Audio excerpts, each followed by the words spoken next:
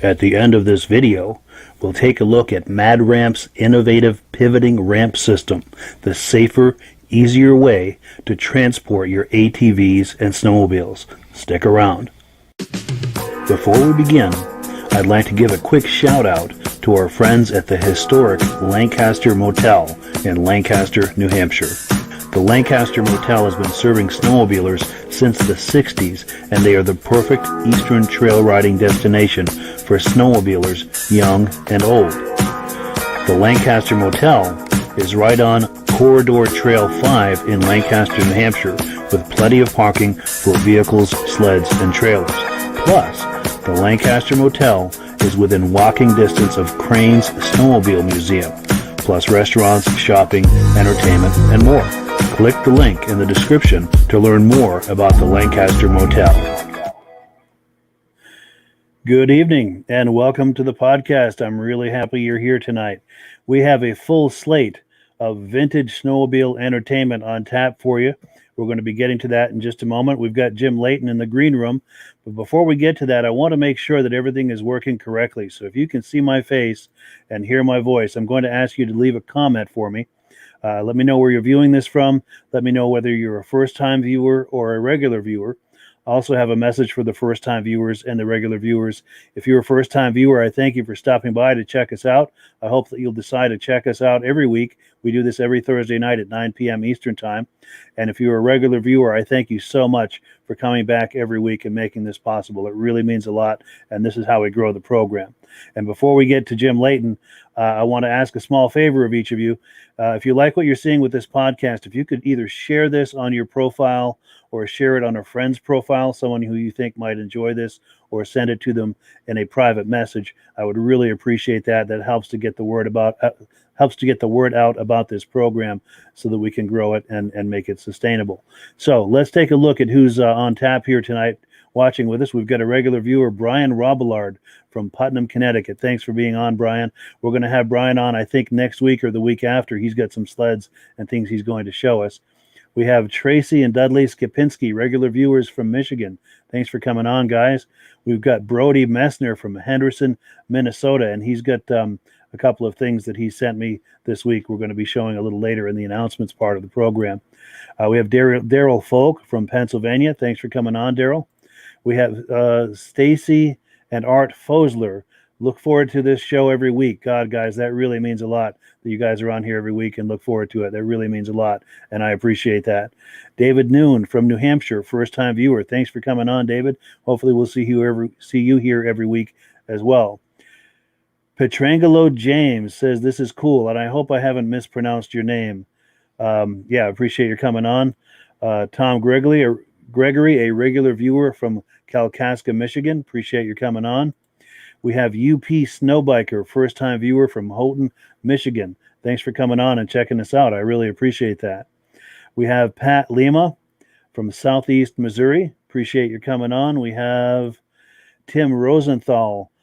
He's back for another time. I remember seeing him on here last week from Newdorf, Saskatchewan. Thanks for coming on. We have Perry Chemnitz. Apologize for mispronouncing that. Regular viewer from Pembina, North Dakota. Mixing up my states here. Nick Kafez, loud and clear from Shelby, Michigan. TWP, I'm not sure what that means. I should know what that means, but Mitch Kinty from Leslie, Michigan. I'm probably mispronouncing that too. Eric Cousino from Maine. Thanks for coming on, Eric. You were on this morning, and I appreciate that. I appreciate your humor this morning in that little podcast we did, that little test we did. Christine Shad from Neenah, Wisconsin. Thanks for coming on, Christine. We've got Tom Peters on from Presque Isle, Maine. We're going to try to get Tom Peters on here real soon. He is an inductee into the Eastern Snowmobile Racing Hall of Fame, and he's got a whole lot of things he wants to do some show and tell, and we're just trying to work through some technical issues to get him on here. Mike Music from Mitchell, South Dakota. Mark Elkin from New Richmond, Wisconsin. Mitch says, first-time viewer, loud and clear. Thanks for coming on and checking us out, Mitch. We have Bruce Halverson, first-time viewer. Thanks for coming on, Bruce.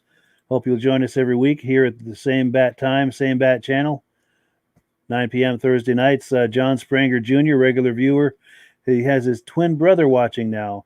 Still only 2 inches of snow. He hates to see what his lawn is going to look like when the snow is gone, especially if you're riding around that lawn with your carbides. That's going to tear it up. Rick Petrucco, regular viewer. Yes, we recognize you, Rick. And sorry you missed us last week, but we're glad you're here. Just a few more here. Tom Cubokes from Revelstoke, BC, Canada. Scott Alexander Beaton from High River, Alberta. John Fitzgibbons, Syracuse, New York. Loves the show. Awesome show. Thank you, John. Larry Andrews from Bradford, Ontario, Canada. And Pete Ayers. Glad he's found us from upstate New York. I'm glad that we found you as well, Pete. Nick Kafez from Township. Okay, thank you for correction on that. I appreciate that, Nick. Bruce Halverson, Tomahawk, Wisconsin. Corey Burke from Sioux, Canada.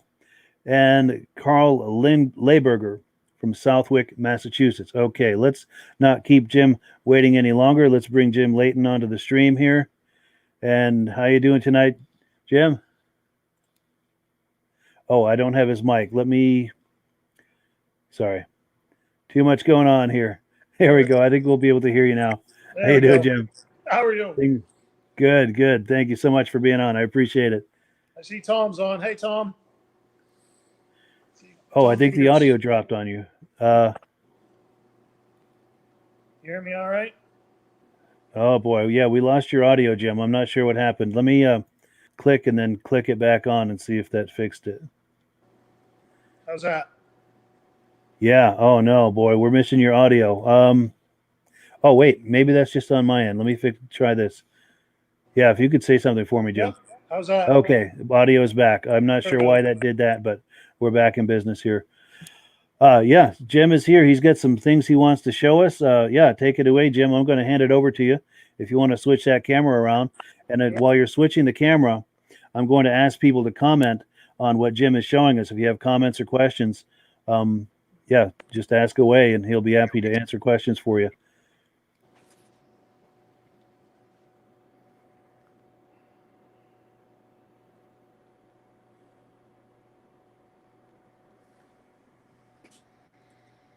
Here we go. How's that? That's perfect. Okay. I love that mini. That's really cool. Yeah, we had that on last time, but it sits in my garage because I like to take it out and mess around a little bit. So this is just the ones that haven't seen it, just a little homemade.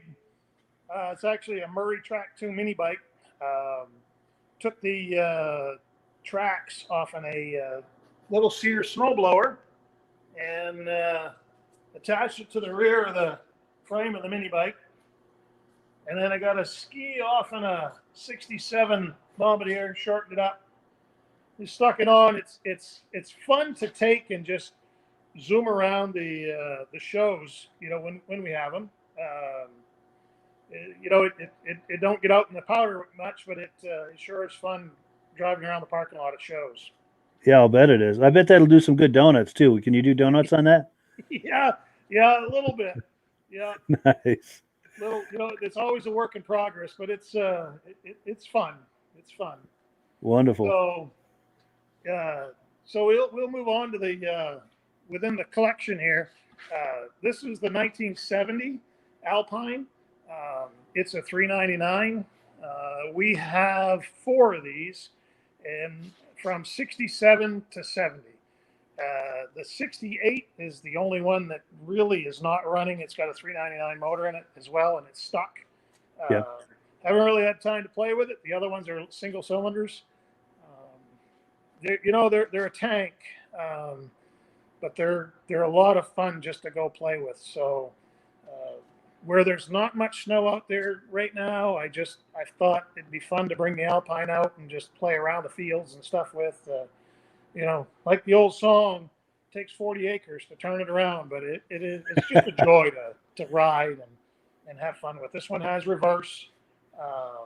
It's in pretty good shape for the year of it. Electric start. Nice. I remember seeing those back in the day. And those were what would tow the groomers back in the early days of trail riding, at least in my experience of it. Yes. Yeah, and it runs real well. Nice. So, I'm going to the fishing derby at Long Lake this weekend, and I'm thinking about loading this up and taking it to the lake with me, and just go out and hang out and drive around and watch people fish and talk to people. And not much of a fisherman myself, but I do enjoy going up and hanging out with people and bringing stuff like this to talk about. Nice. I would imagine that would be a real conversation starter, having that out there with the ice fishermen. It's amazing how many people will come up and want to stop and talk to you. Nice. Now, the people that see it, do they know what it is, or are they, what the heck is that? Some people do. Some do. Most are kind of, they look at it and can't quite figure it out, and especially the younger ones. But a lot of the people that are up there fishing, they've seen them before somewhere. Maybe have never seen one in person, but especially this old. I know that there are 2 guys at the lake right now that are fishing, and they got like a 1984 and 85, I think is what they have, Alpines. Right. They're up from downstate somewhere fishing, and that's what they brought up. So I'm kind of anxious to meet them. Yeah, for sure. And you're right. I mean, back in the day, it was a common sight to see these, but today it's not something you see. No. No. Yeah. So it's got to be a real eye catcher, I would think. Yeah. And I think Jack Ulch, who's, I don't know if you can see on the lower left of the screen there, he says it best. He says he wants it. Yeah. There's usually when people see him, especially when we hook the ski boost up to it, and you haul it along with this and have the ski boost hooked behind it, it really makes a show. Nice. And Jack Ulch is also asking, is that a 640cc in there? This is a 399 version. 399. Nice. Yeah. I think the 68, I'm not sure if that was an original 640, but it has a 399 motor in it right now, but haven't really had time to pull that motor and do anything with it. And then the other ones are all single cylinders. Gotcha. So, yeah. Now, with those single cylinders, do you find that's enough power to move a machine like that, or does it work for it? It works hard, but it does the trick. I've never really had it out, the single cylinder ones out in the powder. And I don't really dare to take this out in the powder either, because I don't want to get stuck. But you do a little vintage trail riding, or you go out like now when you've got 6-8 inches of snow and ride around, and it works real well. But they always used to take these things out and break trail with them. So yeah, they just, I don't feel like getting stuck. Yeah, no doubt. That would be a beast to try to get unstuck, especially if you're by yourself. Yeah. So one of the other things that I've got that I just kind of brought in, and I'm trying to decide what I'm doing with it, and I've asked for some help online and got quite a bit of help. I knew that this machine that you're seeing here, the yellow, I knew that it's a black dot chassis, 1970. Yeah. And in 1970, they made two versions, which was a 340 and a 340 and a 292. So I really, without a tag on this, I didn't know exactly what it was. And with some help from some friends around the vintage snowmobile world, basically looking at the double roll chain and the 16 tooth sprocket on the front tells them that it's a 340 black dot chassis. So Nice. I've got most everything to build this 340 black dot, and so I brought it up with the rest of them and said it's time to see what I can do with it, get it cleaned up, and maybe start restoring it. Wonderful. So this is your next project. That's it. Well, it's one of them. Yes. Good deal. We did talk about that screw last time I was on. That's still sitting here. I'm waiting for the motor to. I got a buddy of mine that's trying to get the motor cleaned up and get it firing and running right. It's a 1971, I believe. I'm not familiar really with the screw rules, but as I mentioned last time, it's kind of a Johnny Cash sled. It's got a single cylinder sled and a 440 chassis and a 300.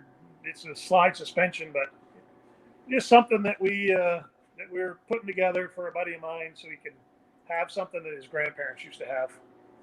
Nice. And these are all parts, according to the song, that have been snuck out in a lunchbox, right? Yeah, that's right. Yeah, nice. A lot of time. So I don't know if there's any questions before I move on to the next one. Yeah, definitely. To the viewers, if you have questions at this point for Jim, by all means, post them. And yeah, he's going to show us a few things while we're waiting for some questions to come in. Just a few motors. So we talked about this last time. It's a 72 Kitty Cat. Yeah. Really good shape. Waiting in the wings for my granddaughter. She's only 18 months old, so it's going to take a little bit before she can get on it, but I can't wait. She's got that waiting for her. Yeah. Now, if you could go back a little, was that a purple mini bike? Was that one of those old Arctic Cat mini bikes? This one's not an Arctic Cat. I've been looking for one because I want to get one for my kitty cat. Yeah. This is just a little. I can't even remember now what the name brand of these two mini bikes are. But they're the old schools. They're from 1970. Yeah. I built this one for my daughter when she was like 3 years old. She's 28 now. And last summer, I built this one for my granddaughter. And like I said, she's just over 18 months old now. So just figure I'd hang them in the rafters until she's ready for the toys. Very nice. Yeah, she's got a nice childhood waiting for her. Yeah. That's going to be fun times. So the last thing I got to show you, we'll move on here, is I had my father's 797 Blizzard. This is a 1971 Skidoo Blizzard. There was 170, I should have looked before, but 170 some made of these sleds. They were just built for racing. He bought this sled brand new in 71. I guess from what I understand, the rough cost of these sleds are around $2,500. Wow. For this machine back then, so that was quite a bit of cash. Sat down in our farm here in disrepair for a long time, and till Rob and Leo Kiefer from Caribou come along, and they grabbed it up, they took it over, and they restored the whole thing, and now she's all back to, maybe not brand new, but it's pretty close. I think it's probably 90% original. Had to have a new track put on it, and we can only find, I think, one exhaust pipe at the time when we pulled all the parts together, and so they had brand new exhaust built, the motor totally redone, and brand new seat built. So this is my father bought this sled originally, and He's 91 years old now, and this thing right here, if I was gonna, I really love the 1970 Olympics, but this thing here is right, it tugs at my heartstrings. I Yeah, just for sure. love this machine. And I bet your father likes to see that as well. That must He bring back a does. lot of memories for him. He does, and he's always been really good with mechanics of these things, and he can take this thing and tweak it and make it just sing. It's really, really, it's amazing how he can sit down with this machine and just with a screwdriver and do a little tinkering. Before you know it, the thing is running like a top. That's amazing. Now, speaking of which, Dick Kafez is watching, and he'd like to know if you could fire that up. I can fire that up. I think I can fire it up. I'll Wonderful. set the phone down, and as long as I don't make a mistake and flood it, Okay, sure. I'll get it fired up here. But let me see if I can set my phone down so they can see it. Sure.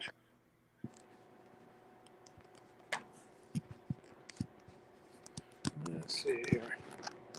I'll pick it back up once I get it running, but I hope the phone don't fall. That's all right if it does. We'll understand. We'll be waiting for you. All right. We'll give her a little airplane fuel.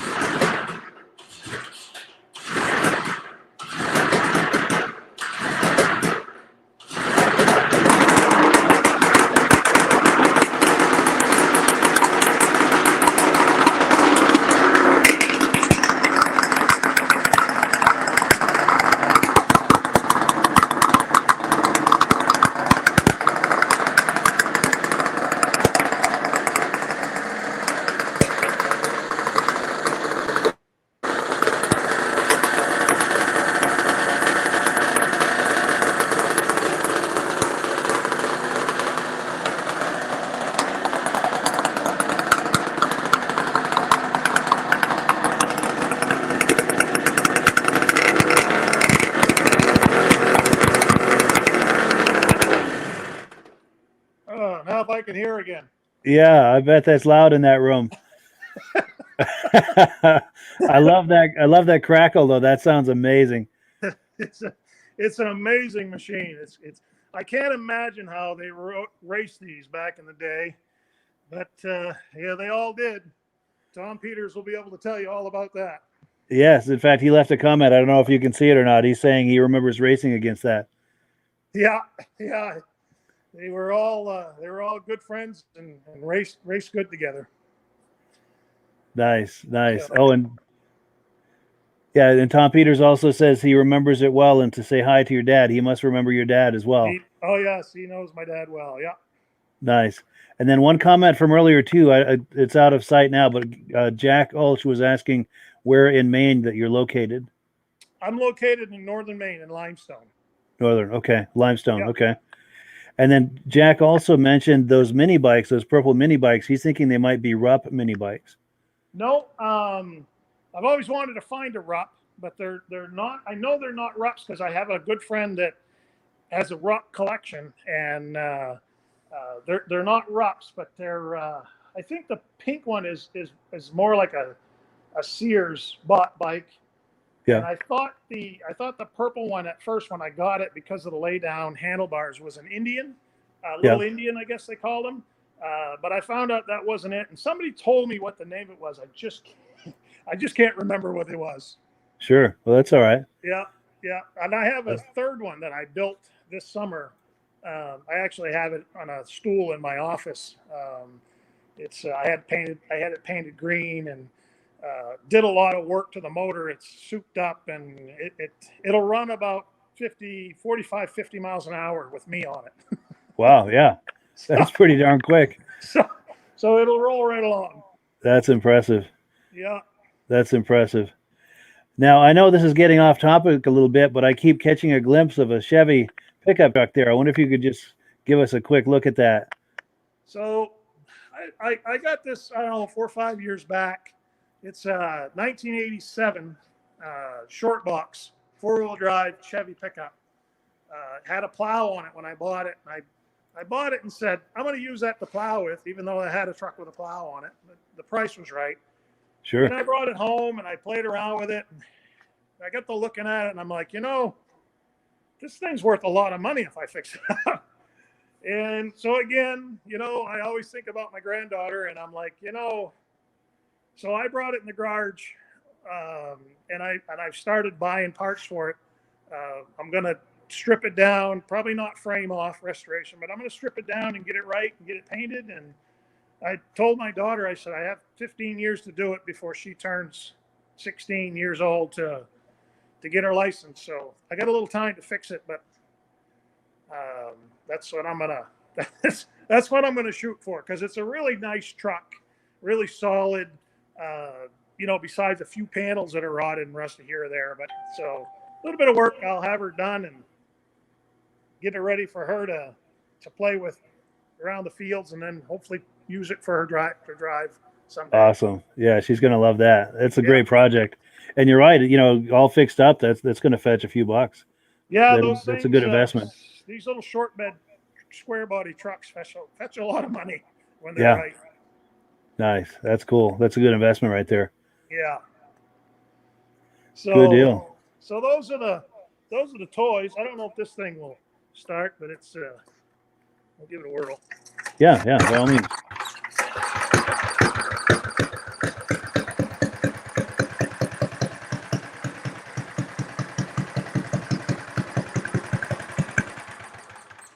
So they're all running tonight. That's cool. One of these days, Jim, if you ever have a chance, if you've got that out in the yard, that mini right there, I would love to see some footage of that if you ever have that out in the yard.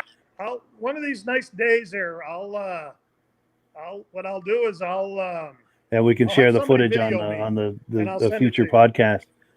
Yeah, I'll do that. Did we lose the audio, Jim? I don't know. I see what happened. We lost. I don't know what makes that audio go away. Okay. Yeah, I think I have your audio back now, Jim. Okay. Yeah. I'll get a video of that sometime. Send it to you. Yeah, that would be amazing. Yeah. That would be amazing. Well, cool. Any final thoughts, Jim, before we go? Or no, I just appreciate you having me on, and where I can't get out and show my toys off to anybody because there's nobody doing shows. This is a good chance to chat with people and see what everybody's got out there. So yeah, for sure. Really enjoying it. Well, I appreciate that. And you're right. It's a nice way for people to share what they have in this pandemic situation without putting yourself at risk. Right. And we can see what people have in different parts of the country and Canada. And it's just a wonderful way to see what people are doing in this hobby. It is. So thank you very much for letting me come on. Well, my pleasure. Thanks, Jim. We'll have you on another time. I really appreciate it. Yeah, we'll pick up some more sleds and show you some more stuff. All righty. Take care. All righty. Well, that was Jim Layton showing us his collection. He's always got some great stuff to show us, and we really appreciate him coming on. That was really fun. So let me switch screens here. Let's see where we are in the program. So I've got some announcements to make here.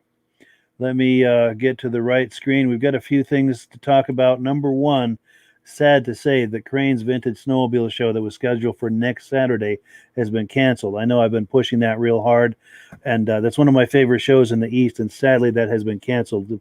But we do understand, with COVID and everything, you do have to cancel shows, and thankfully, like Jim was saying a minute ago, we've got this online alternative where we can do things online now. So that's a nice alternative. But do keep this in mind for next year, because like I said, this is one of the great shows of the East, the Crane Snowmobile Show. And a little later in the program, I'm going to show you some footage from 2017 at Crane's show. Also, in central New Hampshire, Ossipee, New Hampshire, there is a vintage show this coming weekend, the Hobbs Vintage Snowmobile Show, this coming Saturday. So the information is here.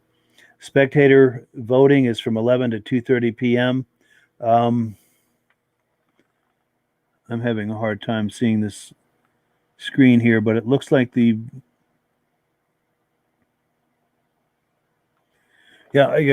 guess it starts around 10 or 11 a.m. But But yeah, look for it online, the Hobbs Vintage Snowmobile Show. If you're curious about attending that, you can find some detail on that. But that's a great show. I know some people. I know Brian Robillard is going to that, and Patrick Goudreau are going to that. These are friends of this show, and they're. Brian is talking about taking some footage for me that we can share maybe next week or the week after, so we can see what was going on at that show. Also, Michael Stackhouse brought this to my attention. This is an item that's for sale on Facebook Marketplace. If you like this Arians Arrow sign, do a search for Arians Arrow Snowmobile sign and see if you can find it. It's in North Conway, New Hampshire, and they're looking to get $1,950 for that. Incidentally, a little later in the program, I'm going to be showing you a restoration of an Arians Arrow snowmobile. So we've got that to look forward to. Also, Brody Messner, a regular viewer of this program, is searching for an Arcticat jacket like this one. So if you'd like to contact him, look for Brody in the comments here and send him a message to see about that. If you got a coat like that you'd like to sell him. Also, Brody let me know about this upcoming event in Gaylord, Minnesota. It's the Lake Titlow event, Sunday, February 21st, 2021. It's their annual snowmobile event. That looks to be a great show. It starts at 9:30 a.m. In Gaylord, Minnesota. Also, we're going to have more on this next week or the week after, but there's a new Facebook group called the Northwest Vintage Snowmobile Classifieds. It's a great group. I've been on there, and we're going to have the person, Joshua, the gentleman who runs that group. We're going to have him on either next week or the week after to talk that up and tell us a little bit more about what's going on with that. But if you'd like to take a look, search on Facebook for Northwest Vintage Snowmobile Classifieds and take a look at that. And lastly, we are looking for advertisers. This message here could be your advertising message. We have advertising packages that start at only $2.99 a month. If you have digital images of your business, I can create a graphic like this for you, talk it up for 60 seconds each episode, and a package like that starts at only $2.99 a month. We have a whole lot of other ways we can market your business as well, and of course the price is reflected accordingly. But do keep us in mind if you'd like to advertise your product or service on this podcast. Okay, so let's see what we have next here. We have Joe Wilkinson being inducted into the Eastern Snowmobile Racing Hall of Fame this past fall, September 2020. Let's take a look. The next recipient is Mr. Joe Wilkinson, inducted into the Eastern Snowmobile Racing Hall of Fame 2020. Joe began racing Skidoo for the Tri-State Power Sled team from Lee, Massachusetts. And I apologize. The audio cut out on that. I don't know why it's doing that tonight, so I'm going to start that clip over. Apologize for the mix-up with that, but let's start that clip over so you can catch everything. The next recipient is Mr. Joe Wilkinson, inducted into the Eastern Snowmobile Racing Hall of Fame 2020. Joe began racing Skidoo for the Tri-State Power Sled team from Lee, Massachusetts from 1966 to 1973. At the 1969 Berkshire Hills Championship in Pittsfield, Mass., Joe took first place in Stock A, Stock B, Stock C, and Mod 1. He grabbed first place wins in Stock B, Stock C, Mod 1, and Mod 2 at the 1969 Massachusetts State Championship in Greenfield, Mass. At the end of the 1968-69 racing season, Joe was first place in points for Stock A, Stock B, and second in Stock C. He raced to second place finishes in Stock B and Mod 2 at the 1970 Eastern States Expo in West Springfield, Mass., and was the overall stock winner at the 1970 Massachusetts State Championship in Greenfield, Mass. Joe had his 1970 Mod 2 Skidoo Blizzard Cookie at 3 New York State races, taking a first in Greenfield, a first in East Jewett, a second in Lake George. He also grabbed a first in Mod 1 in Cobleskill, New York. After a couple of second and third place finishes in 1971, Joe went on a tear, winning first in Mod 2 at Monticello, New York, and Colchester, Connecticut, and first in Mod 3 in Thompson, Connecticut. In 1972, Joe took first place wins in Mod 3 and Mod 5 at the Grand Prix, winning first overall. First in Mod 2 at Morrisonville, New York, first in Mod 3 at Brattleboro, Vermont. Joe raced to a second place finish in Mod 2 at the 1972 Snowmobile World Series in Ironwood, Michigan, and was second in points in Mod 2 for the 1972 season in USSA. In his final season of racing, in 1973, Joe Joe's Mod 2 sled took a first place win at Bangor, Maine, at Northampton, Mass, and he won the Pennsylvania State Championship. Joe Wilkinson's chest was never without a gold bib around it, as he wore several different numbers over the years, with number 5 gold bib being his highest. The great Joe Wilkinson from Massachusetts.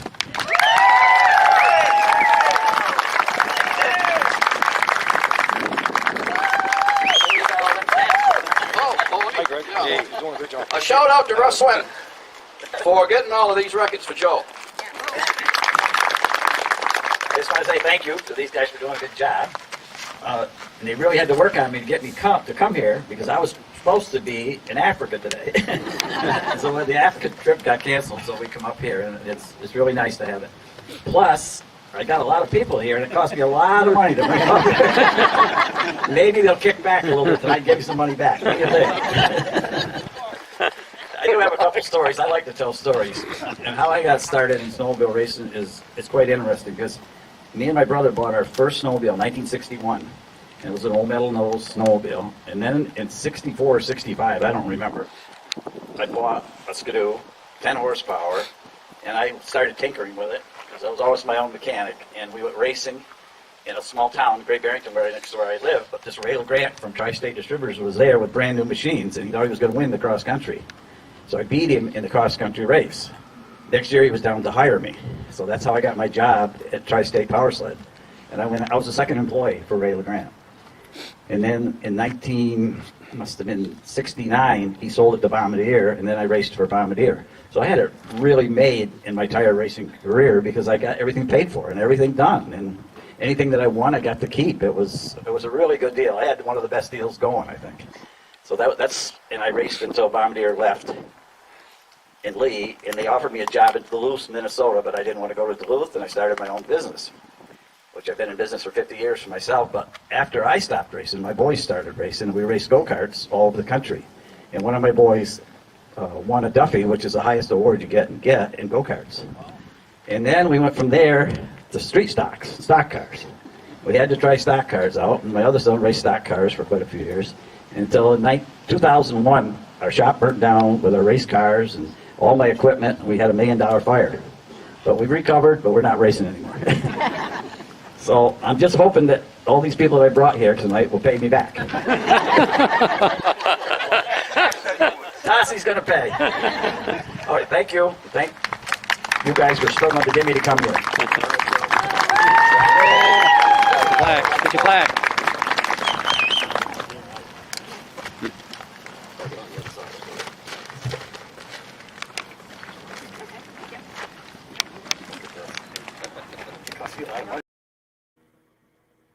So there you have it.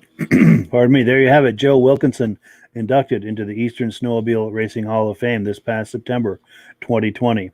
Now, this Eastern Snowmobile Racing Hall of Fame has been going on now for 4 years. We're coming up on 5, and it just gets bigger and bigger and bigger every year. It's a wonderful event, and I encourage you to join us.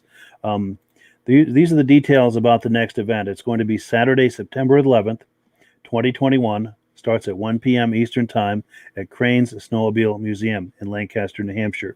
Now, if you're planning to join us, a couple of things. Number one, you want to get there early, because it gives you time to browse around in the Snowmobile Museum. Also gives you a chance to mix and mingle with inductees past, present, and future, and as well as a whole host of vintage snowmobile enthusiasts. It really is a great time. And if you're planning to come to this, you want to bring a lawn chair, because it's just a big open space, and we bring our own chairs. But this event just gets bigger and bigger every year, and it's a whole lot of fun. The other thing, if you're planning to come from any distance away, you want to stay at the Lancaster Motel. It's walking distance from the ceremony, and they have the after party at the Lancaster Motel. So as the after party winds down, you just meander over to your room and call it a night, and everything's just all conveniently located, and it's a great time.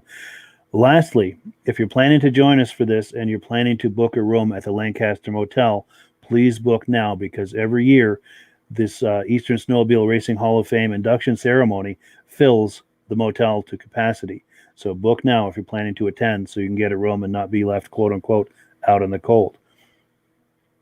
All right, so let's take a look at what's next on the agenda here. We're going to take a look at an Ariens Arrow restoration. That is the one that I promised you earlier. This was restored by Matt Perkle. Let's take a look. Here we have a vintage 1971 Ariens Arrow 300S snowmobile. Did a full body restoration. Top to bottom. It's just missing the windshield now. That still needs to get repaired and cut down. We've been out here on Grand Lake for the past 45 minutes, putting it around the lake, making sure everything works. There's a new track, new set of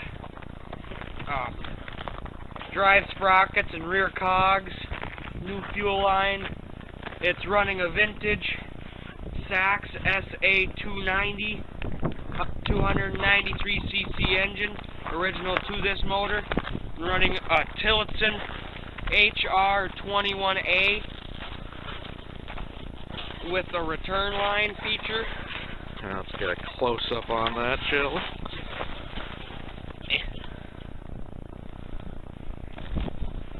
Now we'll open up the hood so you'll see underneath everything.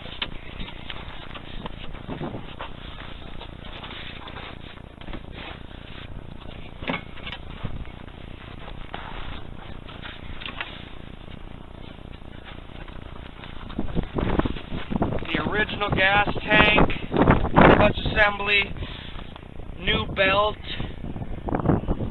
even the brake works. Just filled it up with gas this morning. Original exhaust manifold and everything. Nothing has been replaced except the decals, because those there, they were shot. Original clutch cover. Clutches work like they should. We even... No speedometer. Yeah, no speedometer, no tachometer like you see on the modern sleds nowadays. Want to show them under the seat? Yeah. Hold on a minute. This model has an accessory even. You're able to get a seat riser to get you off the ground. It works just by a little flap right here. Flip that down, you lift the seat up, and you got a second toolbox under the seat.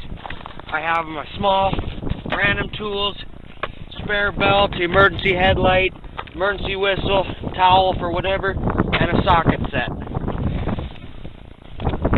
We put the foam under there to keep it from rattling and damage the paint.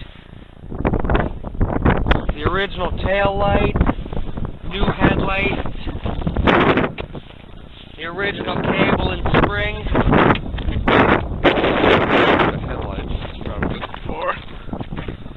Nice headlights. Yeah, it even had a funky addition. You look down there are these ski spacers here to give it a wider stance.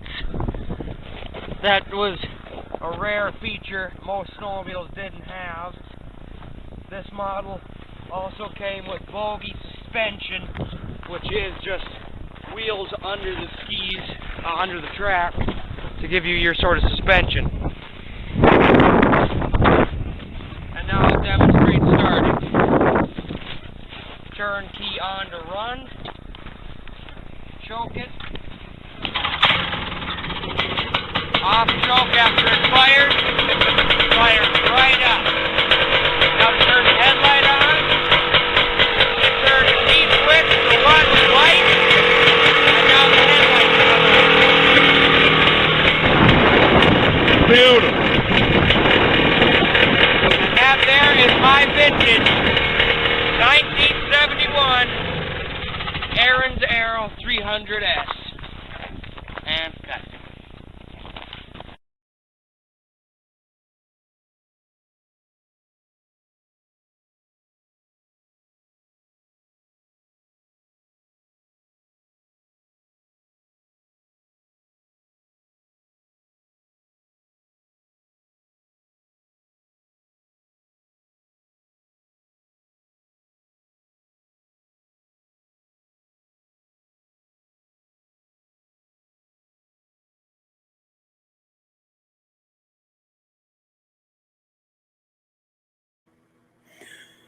So that was Matt Perkle's Arian's Arrow Snowmobile.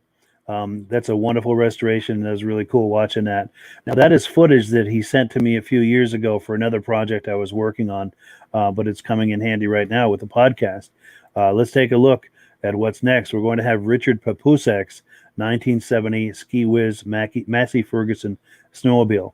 This is also footage from a few years for another project I was working on, but let's take a look. This is a cool video. Well, good evening, YouTube. We're out here in the sled shed, and what I'm showing you tonight is a 1970 300S Massey Ferguson snowmobile.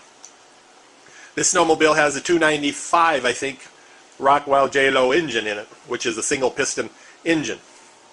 I'm going to do a little walk around here. You can see it's got the chrome exhaust pipe on it. It has good skis. I put new wear bars on it. The hood was repainted. It's not perfect, but it's a nice finish on it. It's got the original decals on it, so they're going to have a few little scratches and scrapes because the thing is getting close to 40 years old. The steel belly pan was repainted in the Massey Ferguson gray. There's a few scrapes on it because I've had it stored here for a couple years, but nothing too bad. Would be great for a vintage ride. We'll walk around here a little more. It's got a new seat cover on it. I rebuilt the seat, the foam. It's got the back end gate with a little trunk in it. I'm going to show you the front here. It's got the dash. It's got the choke and the start. And you put it here, the lights come on. I'll show you what the lights look like on. They both work. I had to replace one of those. They're rather difficult to find. Here's a little tail light. I'll shut that off. But the controls are real good. The sled was inside when I purchased it on a farm auction. It has a brand new custom Canon windshield on it, so those are rather pricey to get the ones that fit it. Come around here, show you the front. Got a nice steel bumper on it, not bent or anything. Come around here, show the side. As you can see, it's got the original decal there. Here's some more of the seat. Nice chrome back handles here for the back rider. Come around back here. It does have a little trunk here. You can see down in there. There's your gas tank filler. Got a nice steel bar back here. It has a really good Ski Whiz Snow Flap original on it. Has a good track. Very few of these Ski Whizzes is a track bad. It's got a boogie wheel suspension system, but they must have used really good rubber and tread in their tracks because they look really good. There's a little age showing on it, but it still would be a good serviceable track. I'm sure you wouldn't have any problem with it. We're going to open it up here. I'll show you the engine. Here's the chain case. Got a unique rear exhaust. They call them forward. The carburetor's on the front. Forward motion. I guess they thought it sucked the air better. Has a good belt on it. There's a shot of the inside of the hood. I didn't have to do any fiberglass repairs on this hood. We'll come around here to the side. Here's the J-Lo Rocco. It has the wire pull start. One neat thing about this sled, it's electric start. So that sure makes it a lot easier starting it. And before I start it up, because it gets a little smoky, here's some of the original hold-down straps. That'll hold the hood down. But we'll do a little start up here for you. It's a fun little sled. It runs really neat. It pops kind of like a 2-cylinder John Deere tractor. But I think you would enjoy it. Choke it a little. There we go. Well, I might have set the camera down. I got to give it a little gas when I'm starting it.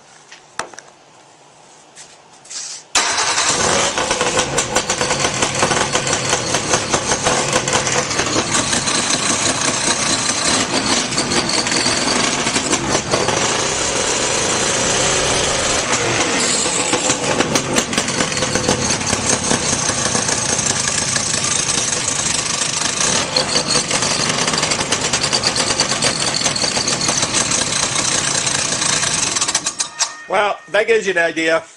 It's a pretty easy starter. Like I said, I haven't had this probably running in a year or so, and I messed with it a little bit, put some fuel in it, she started right up. So it always did start good for me. I never really rode it much after I did this kind of semi-restoration on it. It's not 100%, but I think you'd really be good for a vintage ride. You just don't find them this good a shape. And one thing, these sleds out in South Dakota, they never got rode much because we just don't have that much snow out here. So a lot of them got tucked away in the barns after they bought them. and they never got used much after that. So, and also I'm going to show you real quick here. This is going to be, I think, a 72 that will be coming up on auction too, just as soon as I get this 69 listed. But that's a good sled too. But you can see they changed the front end design of them a little bit. But I'm just trying to cut down on some of my snowmobiles. I'm going mainly into John Deere's, so the Massey Ferguson is just kind of an off-brand for me. Thank you. Yeah, that is a really nice example. And I thank Richard Papusek for that footage from a few years ago. Now, he mentioned that he's selling these sleds. This is back in 2017, so I'm pretty sure they're not available anymore. But it's still really cool to look at them. So what do we have next on the menu? We have Jeff Filul, I think is how he pronounces it, Polaris TX Collection. Now, this was from the Crane Snowmobile Show in 2017. I managed to catch him. He was loading his sleds into the trailer, and before he closed up the trailer, I caught him for an interview to show his sleds. So let's take a look at these sleds. My name is Jeff Filio from Ware, New Hampshire. These are 3 of my sleds. I actually collect vintage TX. All I do is TX. I can't save them all. I've got every year from 69, other than 69 and 80, I've got every year, and some of them are multiples. It's a 76 340 that I bought years ago. It's original. Runs and drives great. 76 340. The other one is next one's a 78. That's a 78 340 liquid that I actually restored as a rider. I'm going to try to get in front of it. Now, is it the first year with the liquid?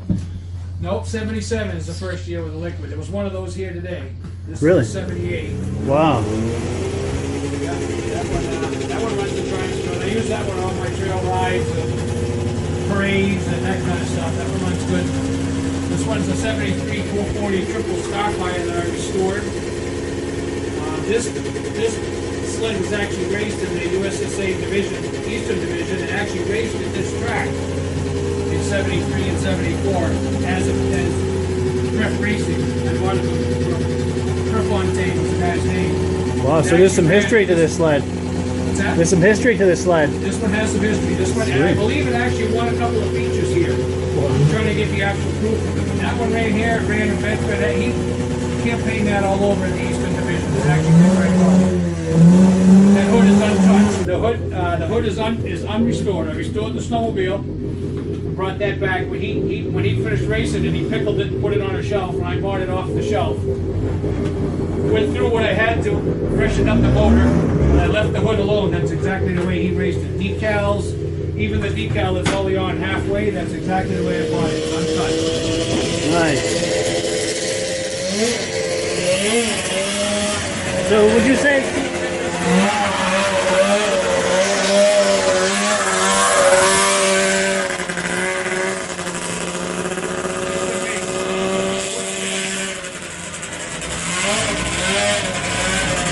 These two are restored, and that one's original. Now, would you say this would be the prize of your collection? Is this This is the prize of my collection, yeah.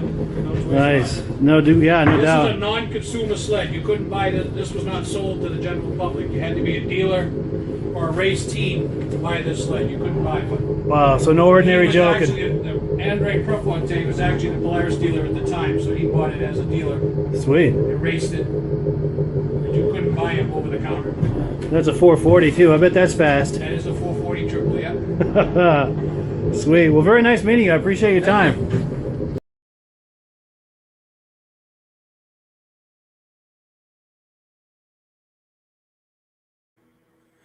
Okay, yeah, that was locking up there for a second. But yeah, those are some nice Polarises right there. And it was great fun meeting him.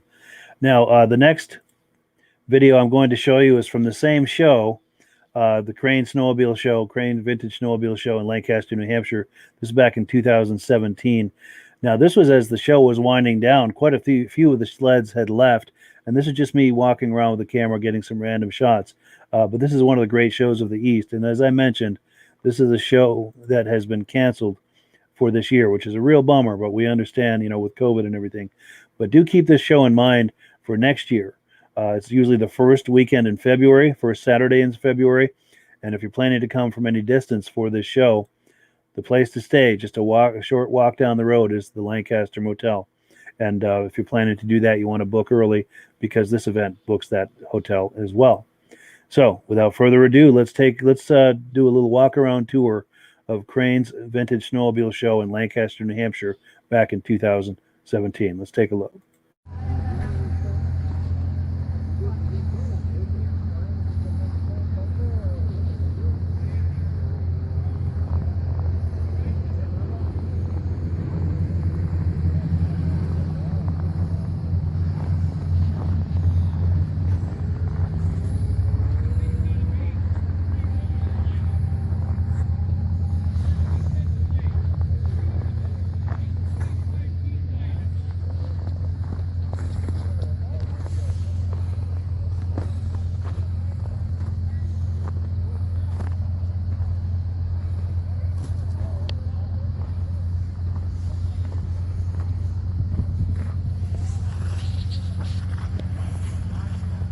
How's it going?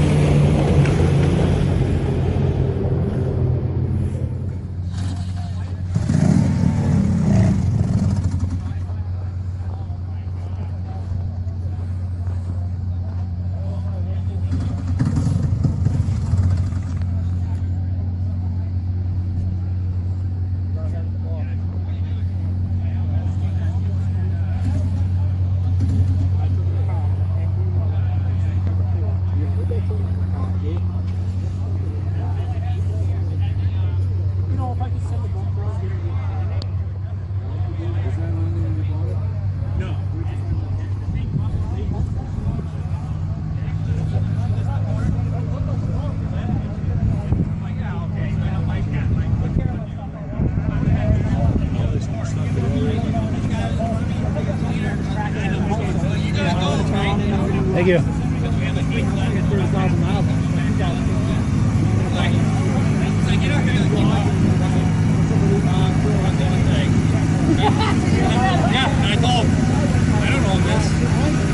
Excuse me. Thanks. So what I did, he's like, all right, we're going.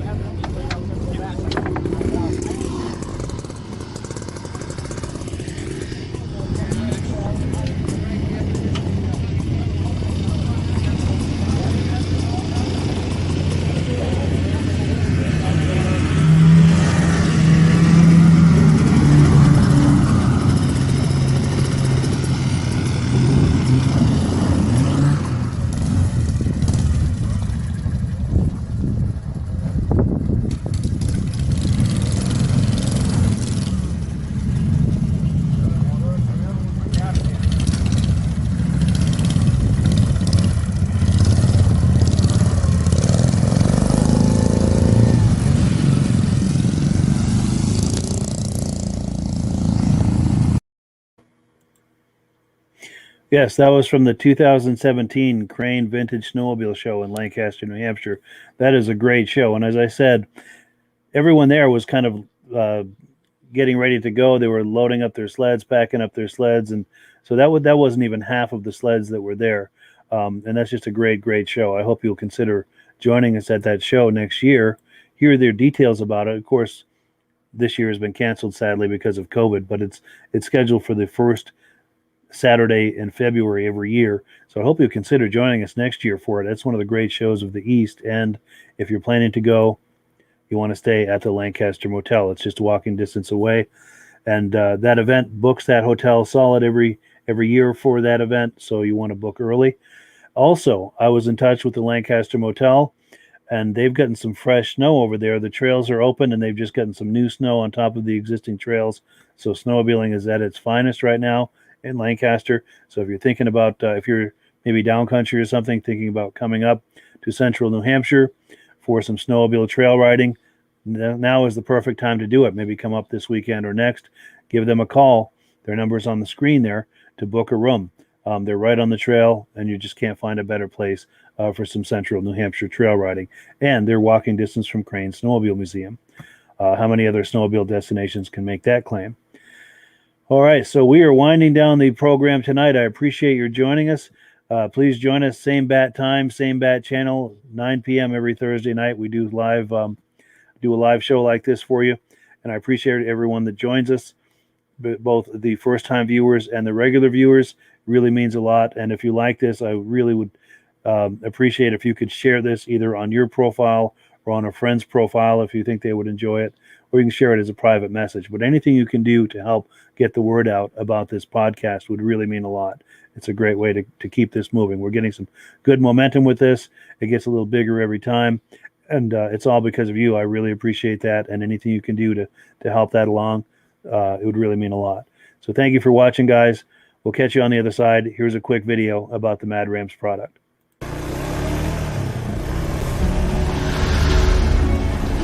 It's the ultimate combination of simplicity and ingenuity. The newest way to load, unload, and transport your ATV or UTV. The Mad Ramps Pivoting Ramp System. Made in the USA and engineered for strength and durability. Maneuver through tight places and over rugged terrain with plenty of ground clearance. No licensing, no ongoing maintenance costs, and no storage hassles like trailers. Won't slip or move like conventional ramps.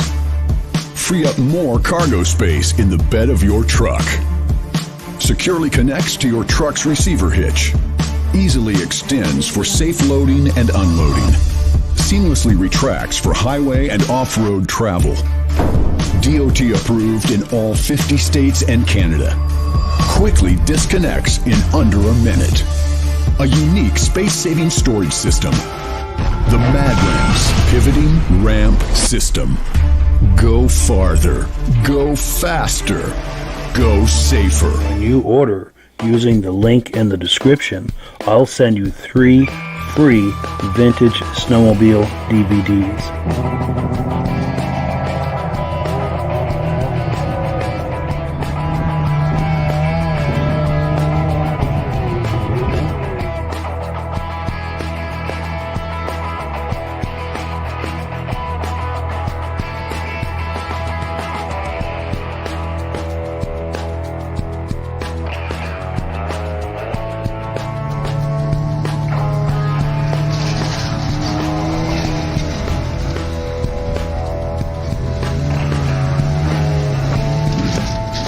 When you order using the link in the description, I'll send you 3 free Vintage Snowmobile DVDs.